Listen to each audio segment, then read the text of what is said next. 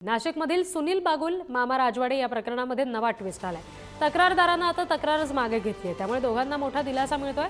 गंभीर गुन्हे दाखल असल्याने ऐनवेळी भाजप प्रवेश थांबवला गेला होता। आता सुनील बागुल मामा राजवाडे यांची ठाकरेंच्या शिवसेनेतून हकालपट्टी करण्यात आल्यानंतर हा भाजपचा प्रवेश त्यांचा होणार होता, मात्र या गुन्ह्यामुळे तोही प्रवेश रखडला। ठाकरेंच्या शिवसेनेतील हकालपट्टीनंतर दोघांनी मंत्री गिरीश महाजनांची भेट घेतली होती। आता गुन्हे मागे घेतलेत, त्यामुळे बागुल आणि राजवाडे यांचा भाजपा प्रवेशाचा मार्ग मोकळा होण्याची शक्यता आहे।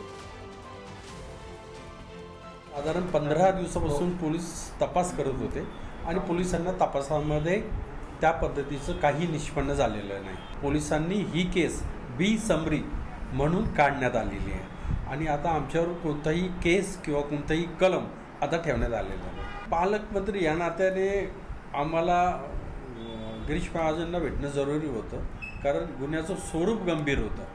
भाजपमध्ये पक्षप्रवेश करायचा का कोणत्या संघटनेत करायचा ते आता आम्ही ठरवणार आहे। एक नंबर प्राधान्य बीजेपीलाच देणार आहे। गजू घोडके जे प्रकरण आहे ते तर ॲक्च्युली आमचे मित्रचे, त्यांना कोणी राजकीय शत्रू असतात बरे, त्याचं काही कदाचित त्यांना काही सांगण्यात आलं असेल, त्या हक्काचा पोटी तो गुन्हा दाखल केला। त्याच्यानंतर त्यांनाही सुधबुद्धी सुचली आणि त्यांनाही समजलं की हे जे केलं आपण काही चुकीचं असेल, त्याच्यामुळे त्यांनी पोलिसांना तसं स्टेटमेंट दिलेलं आहे आणि यानंतर ते सर्व गुन्हे आमच्याकडून मागे घेण्यात आले। असं काही निश्चित काही ठरलेलं नव्हतं का प्रवेश होणार आहे किंवा काय। आता जे काही सगळं आम्ही सन्मानित सुनील भाऊ बागुल असतील किंवा आमचे सहकारी किंवा मित्रमंडळ किंवा कार्यकर्ते त्यांच्याशी सर्वांची चर्चा करून पुढील निर्णय घेईल।